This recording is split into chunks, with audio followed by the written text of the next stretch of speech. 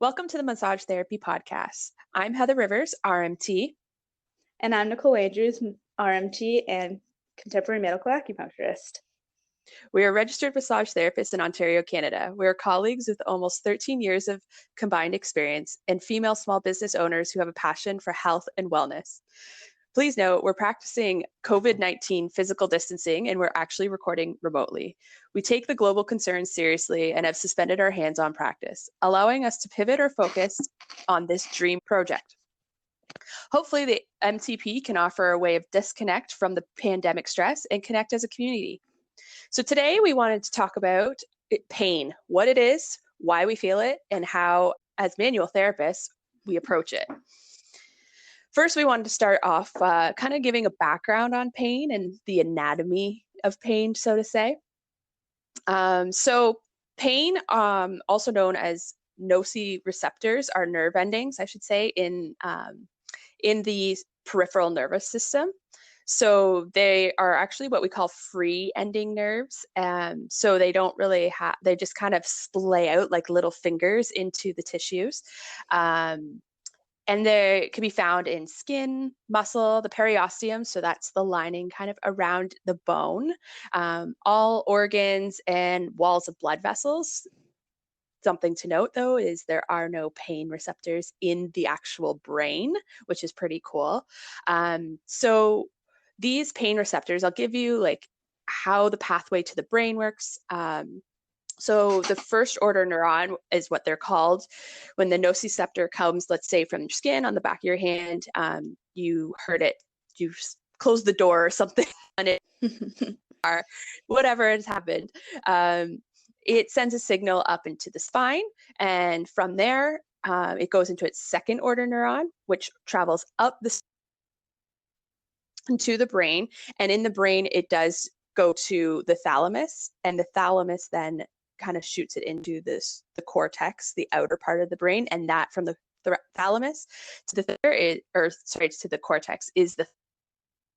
It's really cool to know. This is something that I cool about nerve endings, especially the nociceptors, is that there's a few different kinds. So you could have ones that react to only thermal, so when you burn yourself, mechanical, so again, that's what I'm saying, you close your hand in the door, something like that, drop something on your foot. That could also include mechanical, could also include like sports, you're diving for the ball, things like that, those pains, as well as chemical. And that's typically, the chemical is usually internal, either things you've consumed or hormonal levels, things like that. But then on really cool note, so you have each of those, but you can also have a polymodal nerve, which feels all of those. It can do any of those sensations, which is really cool. And I have a kind of a cool story for that later on. And so there are also three types of pain. Nociceptive, which are those thermal, mechanical, chemical stimulations that cause them. Inflammatory, so again, you injure yourself and you have that inflammation process, and you probably have found in that inflammation process, the swelling that comes to the spot kind of makes the pain go up, because again, the pressures of the increased pressure based on the edema that's building up in there, as well as some of the chemical cascade flow that flows through in there too. And then neuropathic, which is an actual injury to that nerves itself. So yeah, so that's kind of a bit of an anatomy around pain. I'm going to throw it over to Nicole. She has some really cool stats to share with us before we really get into the discussion. I do. We'll start off. I think we're going to link some of the information that we reference in the podcast, so you guys can do a little more reading up on it if you want. There's some really cool stuff out there. Yeah. So one of the very first things that is out there, I'm going to start, I think, sort of with sort of the basis of like this whole pain thing, being that it is something we as manual therapists treat so much, is that it's, as a registered massage therapist, in our scope of practice, it's very clear that what we treat is the physical dysfunction and pain of all of the soft tissues and joints. So we feel that this is like the very basis of like what we do. And when you go into a treatment, this is where you sort of build that foundation. So with that, some of the stats we sort of found is that this is the US stat, but lower back pain and chronic pain in general is the second most common cause of disability in the United States, which is humongous. Also, 80% of people will experience lower back pain or chronic pain itself at some point in their entire life.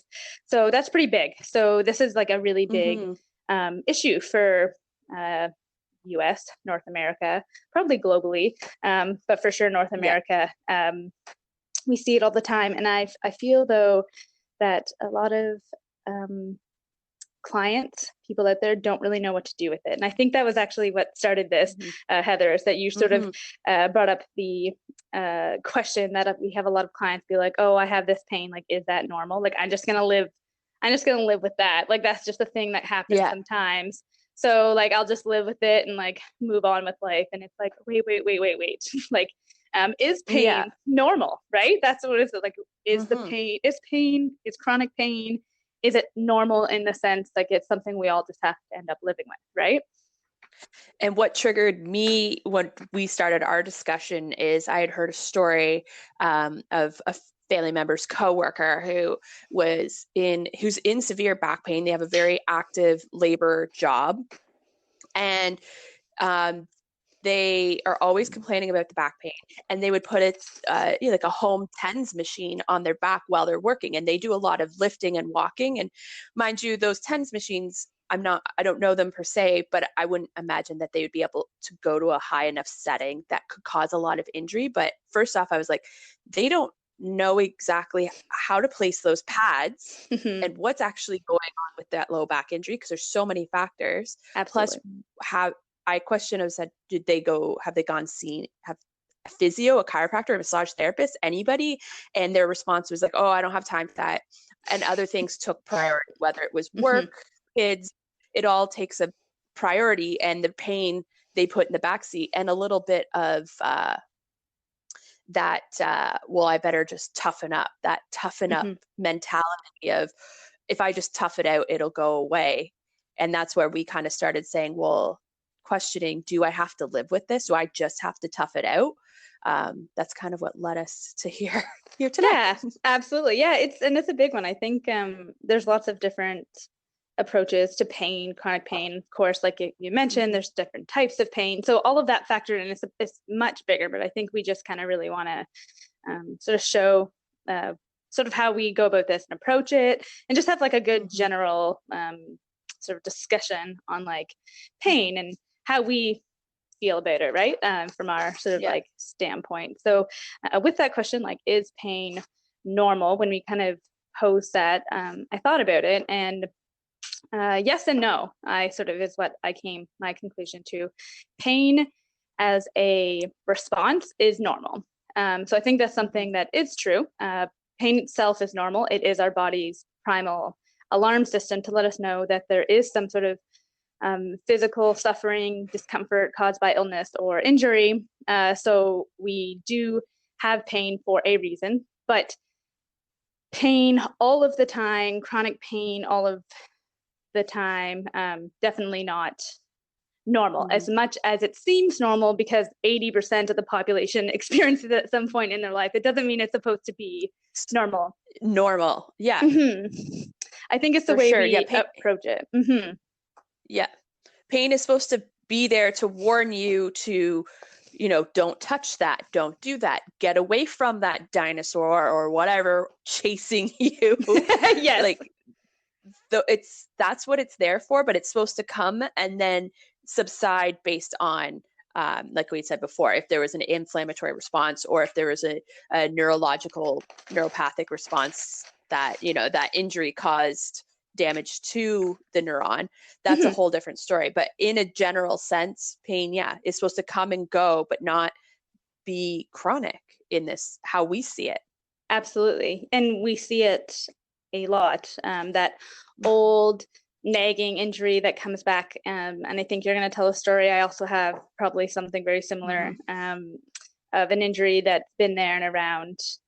And even with me, with like lots of therapy, it does come and go, but I wouldn't even say it's pain. Like, it's not even debilitating. It's not anything that I day to day give a whole lot of thought to. But it's sorry, I lost my random train of thought. Well, that's okay.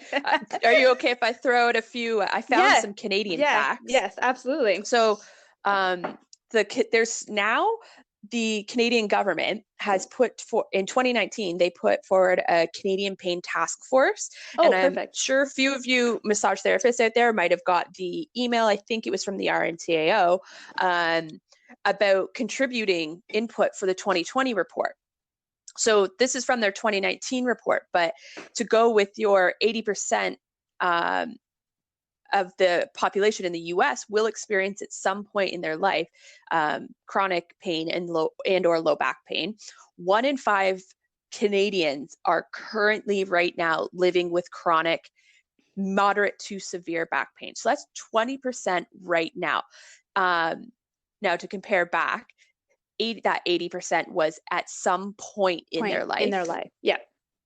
This is 20% right now. Of those 20%, 50% of them, half of them, have been living with that chronic pain for more than 10 years. More than 10 years. Yeah. So you think about that week where you woke up, your neck was in pain, and like that whole week, that's you for 10 years. Like, that's wild. And then to get into it, dig into it a little bit more, our 65 plus age demographic, that number moves from 1 in 5 to 1 in 3. That's huge. 1 in 3 people are living with that. Yeah. So again, the stat didn't say it, so this is just my interpretation of, is that low back and chronic pain in Canada is still probably on that same playing field of the second most common disability in Canada. Absolutely. I would agree with that still. So it seems like it's a North American thing based on the stats that we've found, but I'm sure globally there's other countries and that would be lumped into this as well. Yeah, it's huge. It's all across the board. It's something I don't think, I don't know, in this new medicine, new Western meeting Eastern medicine, like world we're now living in, I think people are definitely searching out like new ways to deal with it. And I think that's where we come in, right? Yeah, for sure. So I'm excited that a lot of clients, people are turning to manual therapy as a way for this, because this also, this chronic pain also plays into the whole opioid crisis that we have had and we now know about. So it's huge, and more doctors, physicians, general practitioners, I think, are seeing it too. I actually had I found a study where they showed that one of the most one of the best, most effective treatments to chronic pain was mindfulness and mindfulness-based stress reduction. That was the biggest way to support and help people with chronic pain syndromes. Mindfulness. It actually has nothing to do with any sort of the physical structure that could be injured or whatever it is. Absolutely. So with chronic pain syndromes, so not acute, that's not really 100% what we're talking about, but with chronic pain syndrome, mindfulness. And I think a big piece of that flows into when you're talking about the nerves and the anatomy of how pain works. Our brains actually at a certain point change its neural pathways once we've been dealing with chronic pain. Probably a lot of people have sort of heard the term neuroplasticity floating around out there. That term really sort of what it sort of means is that our brains have the ability to completely change circuits, cut off dead pathways that aren't using anymore, and just change the way our brains actually take information in. And I did see another study around that actually supported that with chronic pain, they saw that the neurons and pathways in the brain that originally just looked at pain and all of that actually changed their information pathway to emotional. So we have this whole change in our brain from dealing with like, oh, that's a physical pain due to injury, and then it changes its pathway to emotional, and that's where you get that mindfulness piece. So when you're transitioning out of like that fight and flight injury, like you break a bone, to I've broken a bone and I've been in a cast or unable to walk for 6 weeks, I've been out of my job, I haven't been able to see my friends, go to the gym, all those things. Our brains physically changed from that pain that we felt initially to it being like an emotional component, which is really kind of like a neat study. I mean, I didn't get to like read the entire thing because I read most of it, most of the abstract, got the information I could. So I plan to go back and look at that more. But that was a really cool thing that I saw that really sort of played into. Well, it just really speaks to how our brain like categorizes and maps everything. I like to think of my brain, this is how I explain it to people, is just a stack and a long hall of files and drawers of files, filing cabinets. And when you see me staring off trying to think of something, it's literally somebody in there just flipping through the filing cabinet trying to find this. But so to me, that's how I see it. And so it's when that injury happens and when it comes out of the acute stage, so it's tied, okay, I'm filing pain under this mechanism of injury, this is all that's happened, inflammation, blah blah blah. And then once that fight or flight, like you said, is now over, now it starts filing, oh, now we're feeling depressed, sad, stressed. It starts filing that pain under those categories too, because it's just trying to relate everything it can to this. So then now when the body feels stressed, depressed, sad, what does it feel? Pain. Absolutely. Right? Absolutely. Yeah. And it goes back to that site of injury because we have physically made that connection, that nerve connection from our brain to the physical injury. Our brains and our nervous system have this incredible capacity to shift and shape and like relearn all of the time. So good and bad. So leading that into like how we sort of treat, I guess, is that you can have someone who for 10 years has been dealing with a chronic pain syndrome, let's just say like lower back pain, because that's obviously very common. And they've been dealing with for 10 years. Now it's not going to happen overnight, but through things like manual therapy, joint manipulation, soft tissue manipulation, acupuncture, all of the things, other things that we sort of do, cupping, all of those. We can retrain those pathways. We can make new ones. We can desensitize all of those free end, like nerve endings that you had mentioned in the beginning, so that the signal that's coming from those are not pain related to the brain. And over time, as you sort of start to change them slowly, our brains will dull. They will start being like, oh, that doesn't hurt, that kind of thing. Now, you still have to do some of that psychological portion later, that this is a process that therapists do have to buy into. They have to be all in. They have to know that it's not just them on our table being treated. They do have to do the work at home, whether it be the physical rehabilitation or the mindfulness or the strengthening. Like they have to be a part of it and understand like the biosocial like portion of it, right? Yeah. A lot of the things that I sometimes get my clients to do, I send them home, from school. It was, send them home with these 5 exercises, start isometrically, 3 sets at 10 seconds each, 3 times.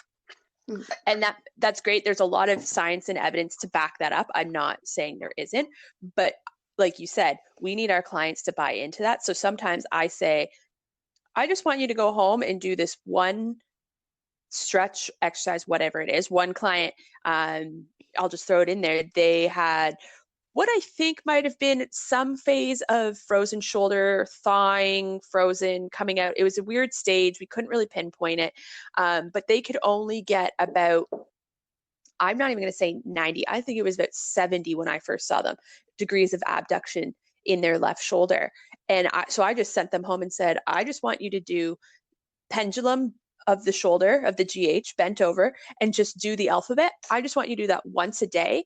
But also I want you to think about where in your life you can take 5 more minutes, 10 more minutes to yourself. If that's, stepping outside and taking the dog for a walk, or trying to have a better bedtime routine to get better sleep. Because I think this person was only getting 5 to 6 hours of sleep every night too. So I said, these are your 2 things. And they kind of looked at me and they're like, oh, you're not giving me exercises? And I was like, no, because this is where we need to start.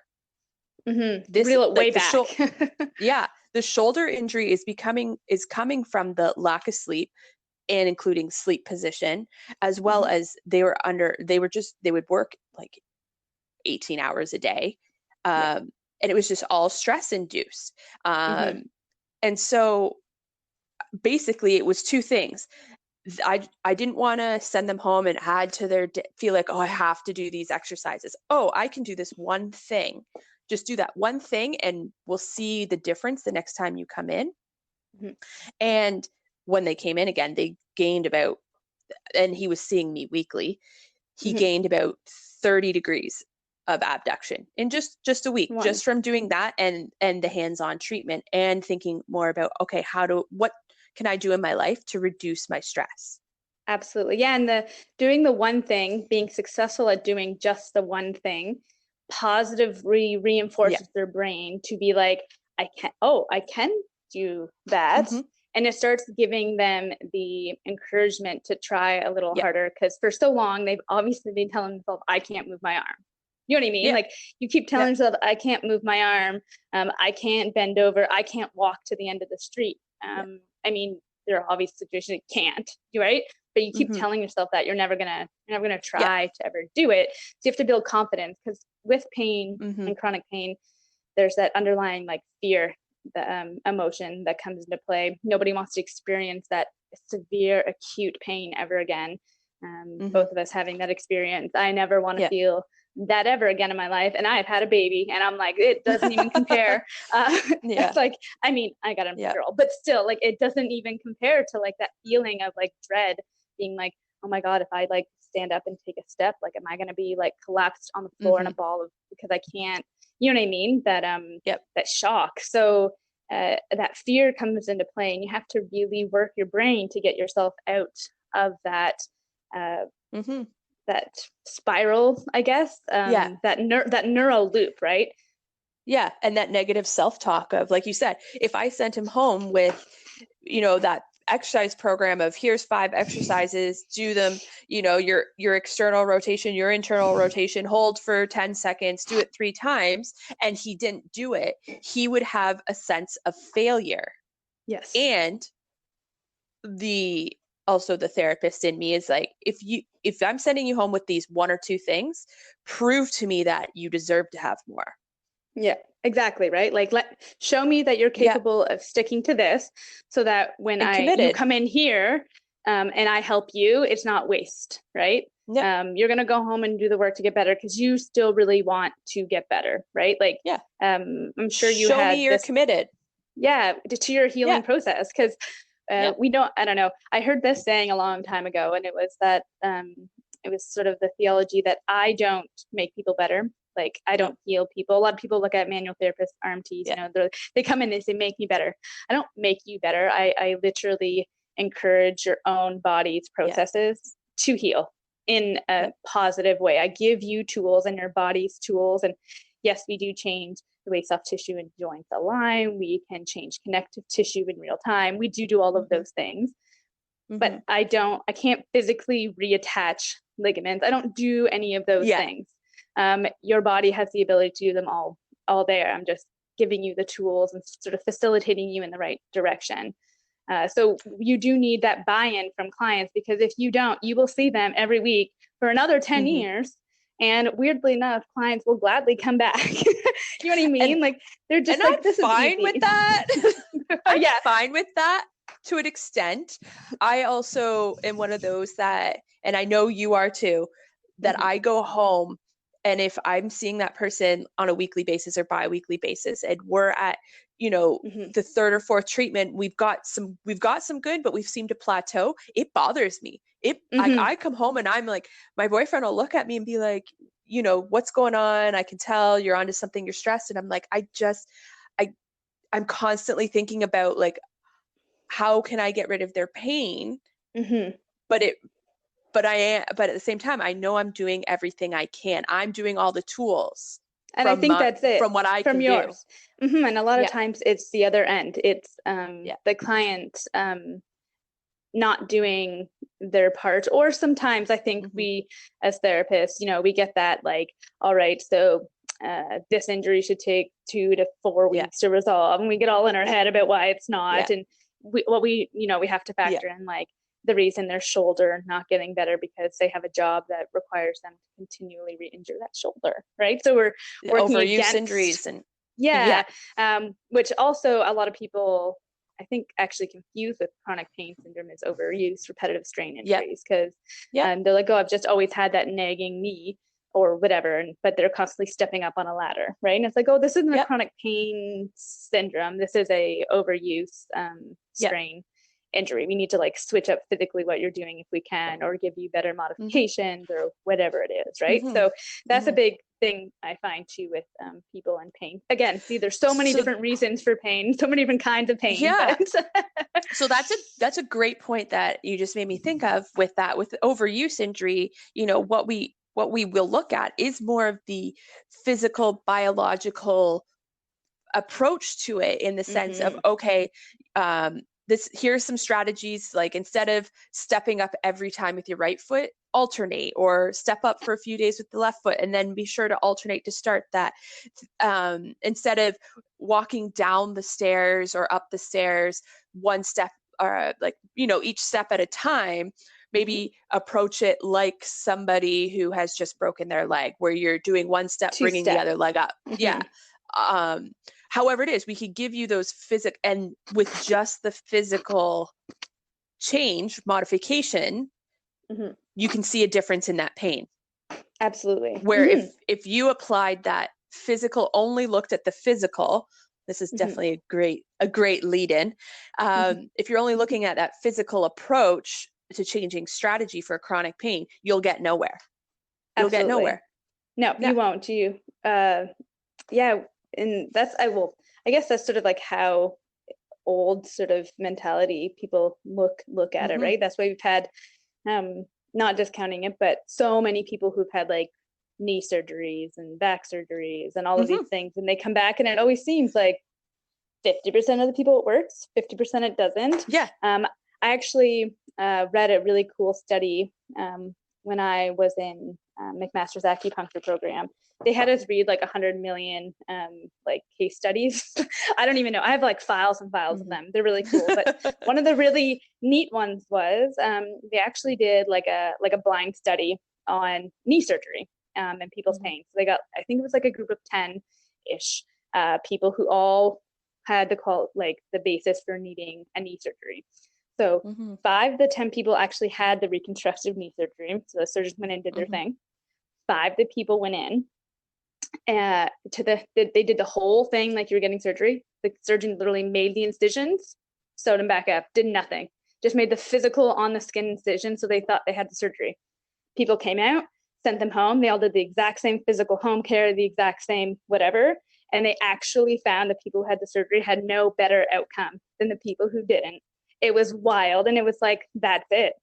You know what I mean? Like just Yep. physically changing or fixing the anatomical structures doesn't do the job. So they Hmm. are seeing a Hmm. steady decline in doing those things. But Hmm. yeah, when I remember when the instructor said that, literally all were like, "Of course, right? Like, of Yeah. course that makes sense." So, Yeah. but as manual therapists, we do work on the physical structures. But as Hmm. RMTs, I think we have this really great opportunity to rope in the whole mind body loop. We spend so Yes. much time with people, that emotional quotient, and no, we are Hmm. not qualified to give any sort of like counseling advice, but No, just to but be it's in what, the room with someone for yeah. that physical amount of time, one-on-one, to hear people's Hmm. like fears about their pain, depression, about like the things they can't do. I know one of the biggest questions I ask, and I'm sure a lot of RMTs ask this, but one of the ones that I'm most interested in when I ask people about their pain, I do the whole pain scale thing, but my Hmm. biggest thing Yep. is, what are the activities of daily living that Yep. are interrupted by your current discomfort, pain, injury, whatever? Hmm. Because those are the markers I'm going to use to try to get you back to. Also, that gives me a better understanding of where we are in the term of that pain cycle. You know what I mean? Is it still, although Yeah. maybe it might be a few weeks old, is it still kind Hmm. of like more of like an acute thing, like, oh, your knee does jab you, but you're still going for your walks? Or Hmm. are you telling me you have stopped going to the gym to run, you have stopped going for walks, you're basically just sitting on the couch because the pain has gotten so bad, right? Right. And it's not even necessarily that the pain has gotten so bad, it's that it has now gotten you in such that neuroplastic loop of being like, this Hmm. hurts when I do this, that you've stopped doing those things, and now your brain is being like, when I do those things it hurts, so don't even go there, don't Yep. even try, right? So um Yeah. it yes, it's an interesting like, it's a huge paradigm of like pain Yeah. and shifting and how we Yeah. think about pain, right? Yeah. And definitely in the last year, again, I can only talk really to that, even though, yeah, I've been back for about a year now. But, I've always kept my finger on the pulse, like I've said. But I believe it was the Canadian Massage Conference that happened last summer, at the end of last summer. Um, they had the big talk in it was the biopsychosocial theory and applying that to pain. Mm-hmm. So that's been a big, I don't want to say trend, but you've definitely seen more of an uptick when it comes in the massage world to this, to approach it from these three. So I'll give you a little back on this because I did do a Mm-hmm. little history. I just wanted to note that this biopsychosocial theory, even though it's coming more mainstream, let's say, it dates back to 1977. George Yes. Engel in 1977 created this theory. It wasn't necessarily to pain, but you can apply it to any part of our lives world in any way. Mm-hmm. But as it applies to pain, it makes so much sense that our biological, like we've been talking about, that physical injury or that physical issue, chemical issue, whether that be medication or hormone imbalances, chemical imbalances in the body, as well as the psychological. So we've already touched on that. Your depressive, anxiety, stress, burnout states play a factor, Mm-hmm. as well as your social. And when we say social, it's your relationship with people around you, your relationship at work, your how you feel in, are you satisfied in a sense? Like, you don't Mm-hmm. have to have um, people who have a lot of people around them in a big social circle doesn't mean that you're in less pain than somebody that isn't. It's just, No. are you satisfied? As well, Mm-hmm. you can also play into the I think it kind of falls under psychological and social, is even your social economic status. Um, Absolutely.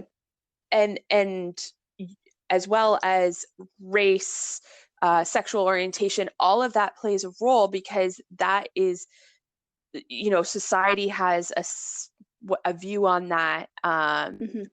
on that, your position, and that could be also detrimental if you're not feeling that you are belonging in society as a whole. You may have a community, which is great, but you could also be feeling that bigger societal pressure, Mm-hmm. um, and that plays a massive factor into your pain as well. Massive. Mm-hmm.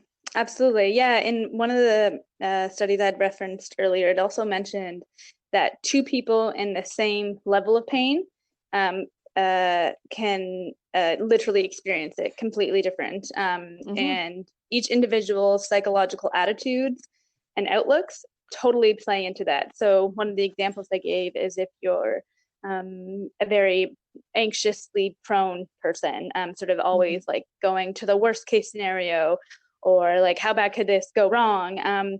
They actually found that if that was sort of your mental state when you had pain or going through pain, you were much more prone to experience higher levels or more extreme types of feeling of pain. So literally the pain itself would feel more, even though you have the same kind of injury as someone else. And I don't know, I'll have a lot of clients that talk about like pain tolerances. And to be honest, I don't have a whole lot of like background in like I don't have any studies on like pain tolerances themselves. But every nerve, every pain nerve, actually, they do have a threshold to where a signal actually has to meet and cross that threshold before it even goes to your brain. So sort of like an electrical current. So I play around with this in acupuncture actually a lot. So when you add an electrical current to a motor nerve, the current actually has to cross the threshold line for you to actually get a muscle contraction or a sensory like sensation to your brain, so people actually feel it. What they do find is people who've had chronic pain and long-lasting pain, their thresholds are so low. Not motor nerve, but pain. So it's really, really low. Like the chemical environment is so chaotic that the hypersensitivity to the physical nerve is higher. So that's sort of where like the anxiety come in. It actually does change the thresholds in your brain to filter out different information. And that physical nerve ending itself that we physically treat with massage therapy, cupping, taping, acupuncture, those thresholds actually they do change based on how you feel, where you're at, your whole attitude towards it, and just in general, like if you do have the inflammation that's lingering in and around there, and that kind of thing. So I guess kind of going around to the physical side of like how we sort of approach pain, we look at those things too. So people come in and say, oh, I have a really high pain tolerance, and I don't know, I've had I honestly, it's really funny. Sorry to any client that's listening to this. Like when you say that, I kind of just chuckle on the inside because it really actually means absolutely nothing to me at all. And I don't know if that's the same for you, but like this, literally, when people say I have a low or high pain tolerance, I go, okay, that's great. Let me just see like where you're at, because it doesn't make a huge difference. Now, if someone says they have a low pain tolerance, I take that as they're really sensitive. So I just I maybe take a lighter approach, although my approach to massage therapy is very light to begin with. Like I tell a lot of my clients, like, don't expect me to elbow you deep right away. Like I very much, because with pain and with all of the different nerves that you and like receptors that you talked about, we have superficial and deep, tactile, all of those things. And one of the biggest things is to make sure you get all of those together. So I can't help you with that like sensitive pain, that superficial pain, if I'm just digging deep. Like I physically have to like initiate and activate those superficial nerves with light touch before I can actually get into anything else. Because I might work out the trigger point and they're not, or whatever sort of thing that's scar tissue but you're still going to be like, oh, when I touch that, it still hurts. It's because I never actually treated the other half of, or the other part of the nerves that were in pain, right? So yeah, for sure. And then that can also lead us down a whole other rabbit hole of the, my elbow hurts, but then I'm like, okay, and I go and look at, we're treating, and there's so many restrictions in the shoulder or the wrist, and now so I'm treating those, and then it's, well, you didn't treat my elbow.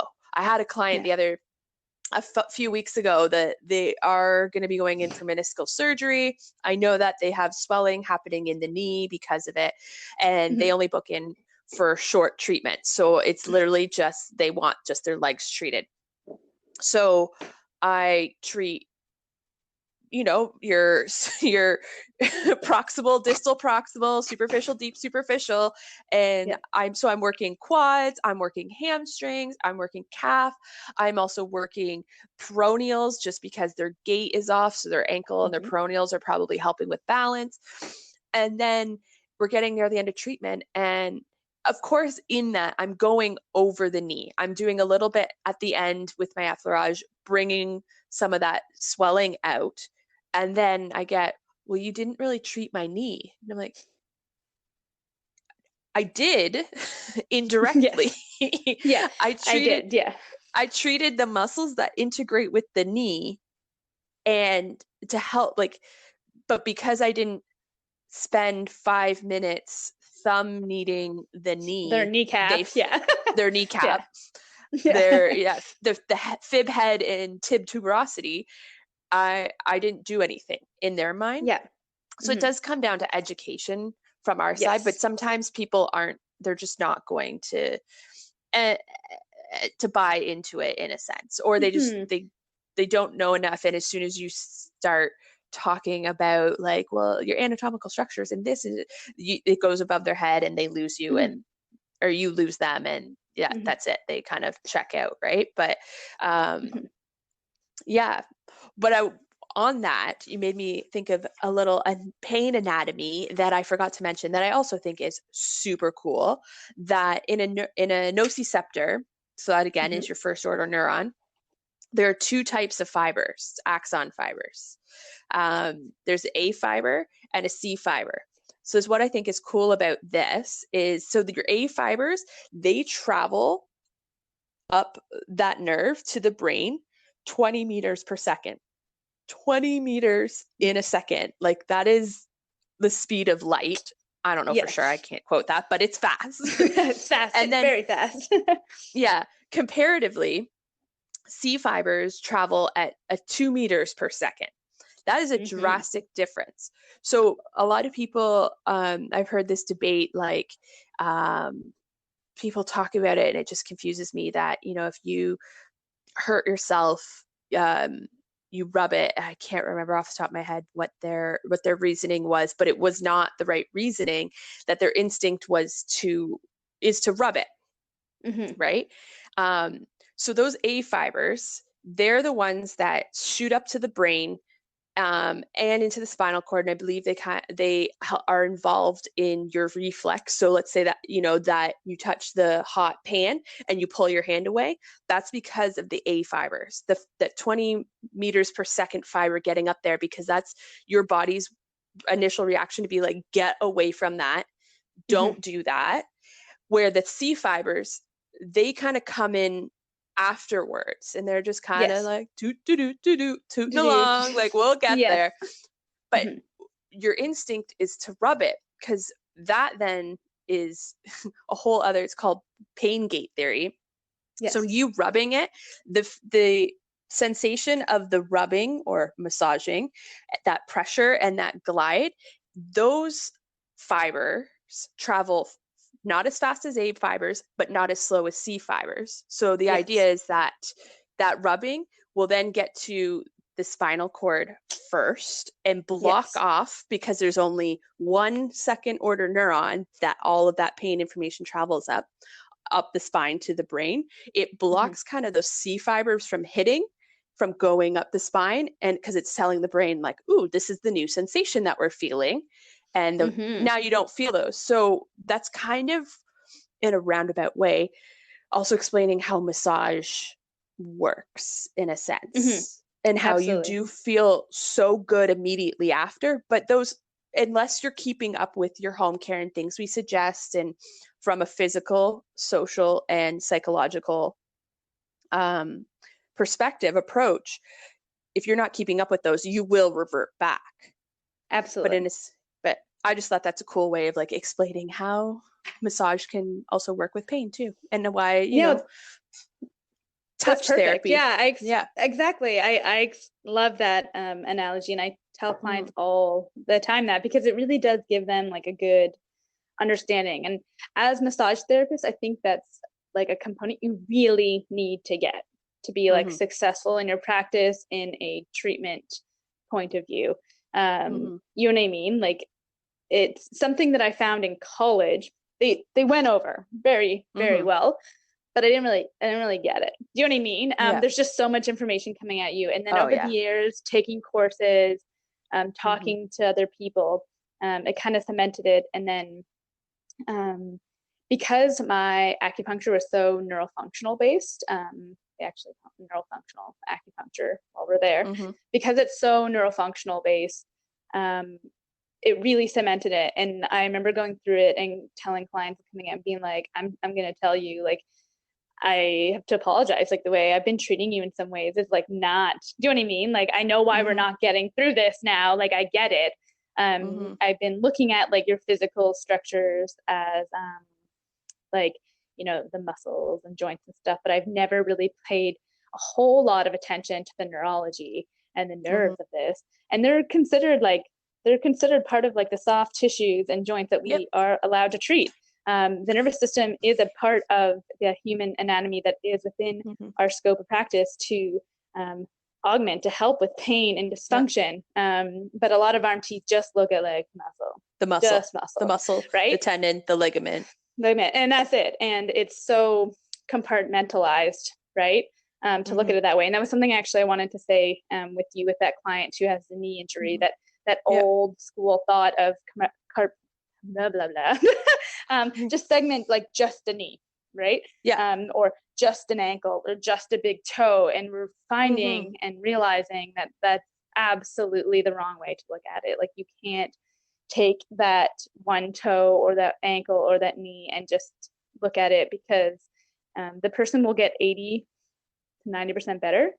And Mm-hmm. then they'll live the next 10 years of their life with chronic pain because you Yeah. never treated the whole thing. You know what I mean? Yeah. And that's where And that big piece comes in. Like, people have chronic pain, it's because it was never fully treated, right? yeah. So, Yeah. And they may, in a sense, if you're only focusing on that one segmental part of the biopsychosocial, you're only fixated on the physical biological aspect of it, you're only going to get so far, like you said, and then they're going to have this little bit of pain and just go either like, I have to live with this the rest of my life, or essentially feel like you failed them as a therapist and they no longer have mhm, confidence in you because, well, she only got me to this point and no yeah. further, because the therapist and the client were only focused on the physical part and not taking into the account the other. And again, like you had said, we're not trained psychotherapists, psychologists at all, but we have a little bit of wiggle room in there, and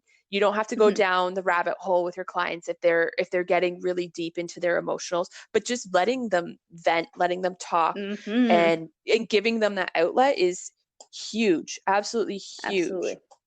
So I was Mhm, going to yeah, that tell, mindfulness piece. Yeah. yeah, yeah. So to talk to Nicole's skills here a little Oh bit, God. I was going to talk about how, so I grew up playing volleyball. I never injured my shoulder playing volleyball, but I injured my thumb a lot, a lot. Um, and so I believe from that and from playing volleyball, I have a lot of rib mid back issues from the torsion, the rotation, the diving, the impact on the ribs. I have a lot of issues in there. And I believe right when I first started seeing you, I had thrown my back out my 30th birthday. I don't know if you remember that. The morning of my 30th birthday, there I was crumpled in a ball on the floor because I couldn't move. I was in so much pain. And I'd seen many therapists over the years, all good, had great, but they went that only thinking physical, sorry, Yeah. only thinking the physical aspect and only seeing it as the shoulder, or the back at the time, or the neck, and only treating the muscles. That's I, even as a therapist, I was stuck in that, oh, I'm just treating the muscles and that's it. Yeah, I'm helping them bring their stress level down, but like that's the thought was this reduction in stress and the impact on the nervous system was secondary to Mhm, the impact on the muscles. Then I saw Nicole And in a sense, she views it in kind of the reverse, the impact on the neurological, the nervous system, including the emotional side of it, that's all included, is priority, and muscles kind of come secondary to that, let's say. And oh my God, my life was changed. It all starts in our brain. It all starts there. Yeah. I felt less pain from the initial pain that I was coming in with when I left after that first treatment. As well, I wasn't in that post massage tender delayed onset muscle soreness that you might feel in a deep tissue, really deep tissue massage. I didn't have that. And it lasted longer. Like, I left being like, that was a great relaxation massage, but I don't know if she got into those muscles. I don't know. And the next day I did feel it. Like, I felt a little bit, just like if I had gone and had like a really nice, good run, like not overly sore, but I was like, oh yeah, I can feel like she did do some work in there. And that lasted longer, I think, because of the approach to the nervous system above all. Because if you can effectively treat that nervous system first and foremost, it's just a cascade effect. Everything else will fall in line. I truly believe that. I'm a believer now. Me too. It took a lot of time in the massage therapy like world for me to sort of like come about that. And it's not a new approach. I didn't invent it. No. They do have, you can look it up online. It's really neat. There's lots of information on the top down, bottom up approach to pain and dysfunction and sort of overall. I encourage anyone listening to definitely look that up, because the top down and bottom up sort of explains that idea of like top down, meaning like central nervous system, brain, all of that, and how it affects everything below it, peripheral nerves, organs, range of motion, all those things. Or is it a bottom up thing? Do you know what I mean? Like, are you unable to get that range of motion, which is causing you mental distress, right? So is it a nervous system pain? Is it like an actual pain thing where it's hurting you and you cannot physically do it?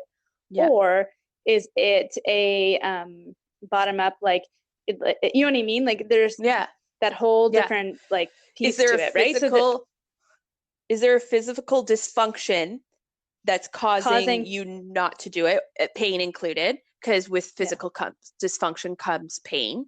Or is it, the top down, where you think that there's a restriction, but there's not? A good example of this, I don't know if there's any watchers of the series Bones. I'm sure lots of people have heard of it. There was an episode. I've watched them all. I love it. There was an episode with a podiatrist, a Canadian podiatrist, that came down, and they were working on the same. And whenever he was around Temperance, he would not be able to use his arm. And he was like, oh, it's an injury. And as soon as she gave him validation as his role as a podiatrist and an active member of the healthcare community, he was finally able to use his arm. So that's a good example of, he's thinking it's a physical issue. I've injured it. I can't move it. I don't know what's wrong with it. All these doctors have looked at it and nothing's wrong. And this isn't bashing doctors. This is also a fictional show. But as soon as he got that emotional validation, that psychological and social validation, the pain went away. The dysfunction went away. Exactly, which is the part that us as RMTs can give people. You don't have to have, I don't think anywhere it states that I have to have some sort of special like degree anywhere to validate someone's pain and dysfunction, to say, I hear you. I understand that, the tennis elbow that you have is literally making so you can't stir spaghetti sauce for your children, or brush your hair, or wash your hair in the shower. I understand that. And I can imagine how much that impacts your life day to day. We can give them that validation, and just that alone, and then working on their elbow and wrist and all of those things, just giving them that and being like, it's actually really funny. I've heard that thing where it's like, oh, it's not in my head, and kind of is. Do you know what I mean? Like it's not in your head. Pain is in your head. But it physically actually is in your head. Your brain processes it because if you cut off that nociceptive like pain nerve, you get rid of it, you don't have any more pain. Like it literally, their signal can't get to your brain. So pain is only a thing if your brain decides that it has to be a thing. Yeah. If it crosses that threshold and gets through all the parameters to actually become like in the forefront of your thought, then it's a thing. But your brain is the gatekeeper. It decides whether or not it does. So it tells you if that's pain. Yeah. Exactly. So you have to, and that's the piece, like giving the validation, explain to them, we hear them, we see them.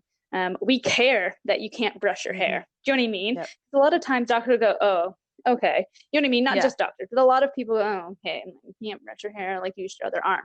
That's not the point, right? So that's sort of where that like mindfulness-based stress reduction comes in, I think, with massage therapy, that we get the luxury of spending an extended period of time with our clients. We really get to see how pain, physical dysfunction really impacts their life as a whole. And yeah, I think probably a lot of RMTs can say to this, like, I have people tell me things that like they probably haven't even told their spouse or their doctor, because they just don't think they'll listen or care, right? But it does matter to us. To me, like you telling me that you can't, you know what I mean? Like go get the mail because it hurts you. Yeah, you can have your spouse go get the mail, but that's not the point, right? Yeah.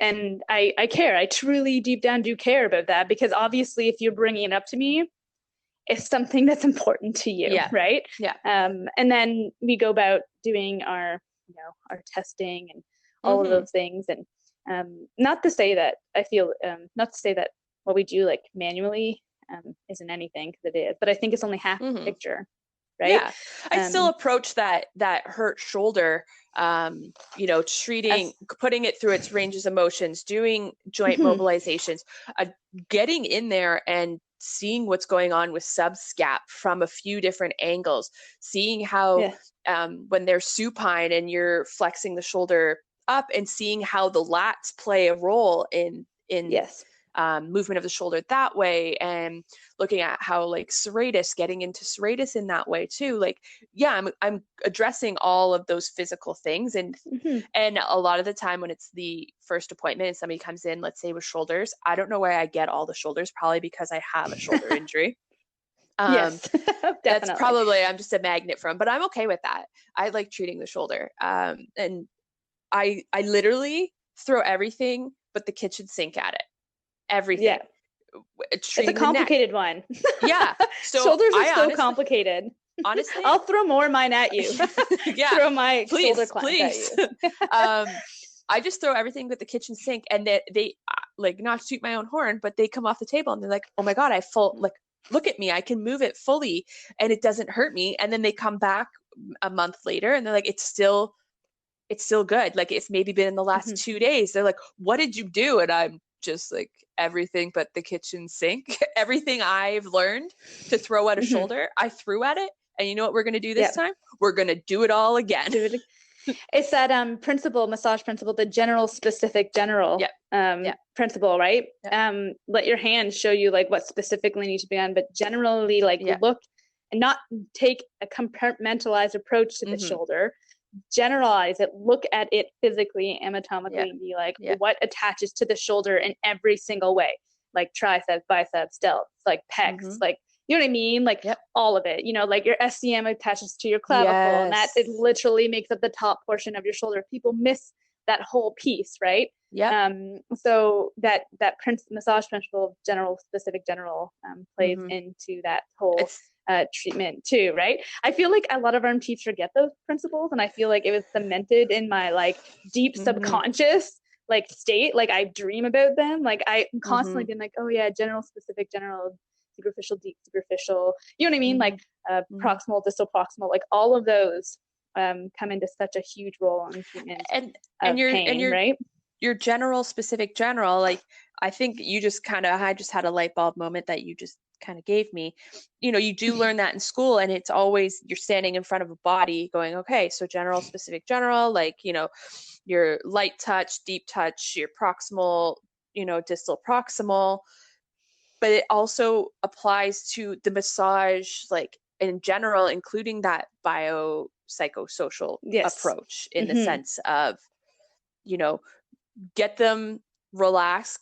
Generally, let's work the whole nervous system, then get into those specific injury spots, and then come back out and close out with the whole body sensation. So I do have a lot of people that come in their first treatment, and usually it's back, neck, shoulders. That's bread where and butter. that's the bread and butter, right? And I eventually tell them, today we'll address that. We'll work hips up. But if you're comfortable, I'd love to move forward, including your legs, because it's bringing that whole body general wellness factor in. You're starting with that and you're closing with that. And how many people, I know you're going to agree with this, how many people say, oh, I've never had my legs worked on before. Oh my God, all the time. And you have low back pain? Nobody has touched your legs. No one has touched your legs ever. Or you name me. Yeah, absolutely. It baffles me all the time. And it's amazing. Or I've recently started seeing people coming in with like neck and shoulder. And I've started adding in full arm and hand. Just because I had this like weird moment while I was at my computer doing some like typing and stuff. And I was like, my neck, shoulder. And I noticed like my neck's like stiff as I'm looking at the computer. My arms are outstretched. And I'm like doing this weird wristy arm thing. And I'm like, why am I not treating people's like arms with their neck? I know that sounds like sort of off in left field, but like, you know what I mean? Like it's all connected. So I started treating like literally down to the fingertips. And so many people are like, I've never had my hands done. And oh my God, hands are one of the biggest, most dense sensory places on your whole entire body. Like, and then it's like, so just that general sense, treating someone's hand literally translates to their whole body. And I've never seen it more so than recently in the last while. I can't wait to get back to actual practice so that I can continue that, because it was something that was really, really great. I was having like a really awesome time, like treating people's like hands and thumbs and fingers and literally watching them just like melt. Yeah. Do you know what I mean? On the table. I mean, as a massage therapist, I love having my hands treated. Of course, my gosh. But when you put to the whole portion, like the sensory, like information that you can put from a hand to the brain is incredible. Like it's just, there's so much going on in our hands that they're so underdone. So I try to kind of use people's hands. Like, I think it kind of goes really to that Eastern medicine, homunculus. I'm sure a lot of people have looked at those, but the reflexology, all those look at that, where your hands, your feet, ears, they kind of represent our whole body. So I kind of look at treating a hand as treating in a general sense. So I kind of take that specific general principle, like one step further.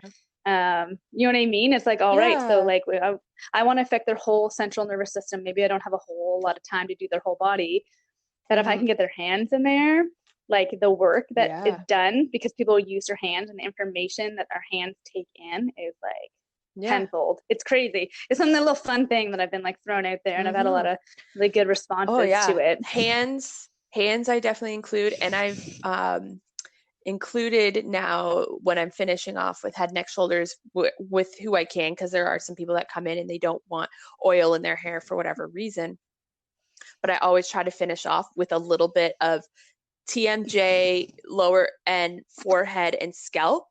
And oh my gosh, I have to give a shout out to my girl, from my bestie, who's a massage therapist too, because she does it all the time with me. And then I just remember laying there in our exchange one day going, why am I not doing this for clients? This is so good. Right. Yeah. Absolutely. Even if you give them the deepest like sport massage, deep tissue, and like you did some scar work, if you finish off with a little bit of scalp, you've just like wrapped that up in the prettiest little bow for them. Like, oh, for sure. Yeah. Because they've already gone through so much pain. And that's something too in this whole piece of like biosocial psycho. Like, they're already in pain, right? We have to remember they're already in some sort of chronic or acute pain state. What we want to do is show them it's okay and it's good to feel good. So sometimes not treating the actual area that's injured and adding in that general relaxation piece is so important, because it really, they need to feel good. That's what they're literally looking for. So if you can get them feeling good about one thing, whether it be working their hands, working their scalp and their face and their team jaw, something that sort of surprises them, that just sort of like turns on that parasympathetic nervous system and turns off that sympathetic nervous system, really does go a long way. Like it does, like I don't know in terms, but I feel like it does a solid like 25-35% of your work for you if you can just get them in that neutral state where they can, their bodies can accept any treatment you're doing, because they are already they're able to like relax. Because if you're like tense and your body's freaking out, like how much help can you really give someone? Like you need to clear your field, right, of play. You need to be able to build on it, right? So if you're already on the edge, you're just gonna jump off. Like you need to bring them back, level the field, neutralize it, so that you can do all the wonderful hands-on physical work from there, right? And that neutralizing can just be like within the one treatment, or that could be depending on where they're at and their pain levels. That could be like, okay, I know you've had deep tissue in the past and this, but because of your stress level or your emotional state, however you want to approach that with them, your sympathetic nervous system is just up here. So it's going to take us a few treatments to bring you down. And as we start bringing that down, we can maybe start working in a bit deeper. Again, that as massage therapists, it's a work smarter, not harder. Yes, right? It is. Yes. Prevent the burnout, prevent it. And that's a great way to do so. Yeah, I like it. Yeah, it's a different, that's how we approach it. I think, I don't know. Yeah, I think we really did a good, I kind of like just went off on that. I know. Like we did go off on a bit of a tangent, but that's okay. No, it's good. Yeah, I did want to quickly throw it back before we finish up with our kind of closing thoughts here. I said at the beginning, I did have an example of the polymodal versus single modal nerves, and a really cool example. Hoping that my family member will be okay if I tell this story. But he was working. He does a lot of home renovations at our house. I grew up with home renovations all the time, and I remember him working. He was trying to fix something, and he had a screwdriver in his hand. And we were all in the kitchen. He was working on something in the kitchen, and the screwdriver slipped. Ooh. And he was holding something in his left hand and working kind of in this horizontal plane. So you can imagine when it slipped, it went right into the meat of his thumb in his palm. Oh. Kind of in the thenar area there. And he just turned around with this hanging out of his hand and went, oh, but it doesn't hurt. Yeah. Why isn't this hurting? And we're like, pull it out so we can clean it and put some gauze on it. And he's like, but it doesn't hurt. And this was before I went to university. Now going through university, that always stuck in my head. And I told him later, my guess based on this is that where he hit, there were no mechanical nociceptors in that area. Because he's like, well, if it's hot and something hot touches there, it hurts. Like, he, in that area, he missed the mechanical pain receptors in that area or in any polymodal. That's why he didn't have any pain. Even through the healing process, I think he had to go get a stitch in it. Even through all that, he's like, I have no pain. Mind you, that could be a bit of a pain tolerance threshold as well. But clearly, he either missed it or that threshold of that trauma was not high enough to set off his mechanical nociceptors. Which is wild. Absolutely. Wild. That is wild. Yeah, that's pretty crazy. I couldn't. Oh man, that sounds traumatic. I don't know if I can. Don't even ask me about how many times he's come home with fish hooks in his hands and. He's done everything. So. Maybe he does just have a high pain tolerance. I think that too, but yeah. Alrighty. Awesome. Anything you want to touch on to wrap up our episode on pain and how we feel it, what it does to us, and how we approach it. I think we touched on anything, but something actually we did sort of talk about, and it was a saying that I had seen at another massage therapist clinic, and it really spoke to me. And you're actually, because you're super DIY and handy, are making up a beautiful piece of artwork for our clinic, because I think it really speaks to like how we approach the entirety of our treatments. It's a nice little mantra for us. So the saying is, if you don't make time for your wellness, you will be forced to make time for your illness. It's so true. So it's so true. And that's in everything. So when we did talk about pain and how you have to buy into it, part of that buying into it is making sure that you're keeping yourself in check, and you're not just accepting that pain, chronic pain or dysfunction and disability is just something you have to live with. It isn't. There are modifications. There are things you can do for yourself. There are people who can help you outside of registered massage therapists. You just have to work for it. You have to want it. You have to work for it, and it's a continual thing. It's not just a one-time deal. It's not something you do for a year and you're good for the rest of your life. It's like a day in, day out thing you really have to want to have. Yeah. And as a client and as a therapist, approaching it from the physical, the psychological, and the social, like thinking of it in that broader grand scheme, excuse me, of things, you might find that you find the answer maybe quicker. Absolutely. Yeah. I like it.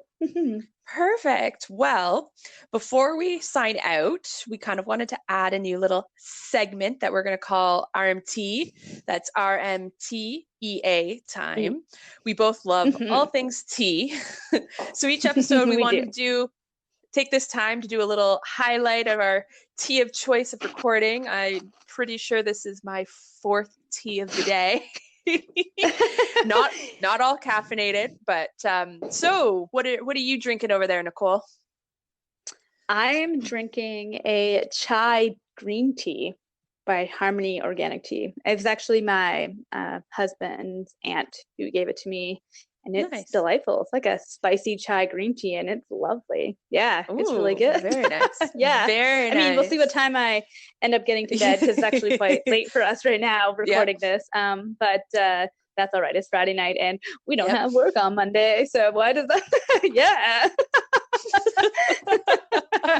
Man. And what are you drinking, Heather? I'm drinking David's tea, peppermint amore. Honestly, it is my favorite evening tea, mostly because they discontinued my actual favorite bedtime tea, which was called Big Chill, which was a few different kinds of peppermint, spearmint, and valerian root. But this one comes in a close second, and it's caffeine free, so I'll be able to hit the hay pretty quick. Yeah, I ain't.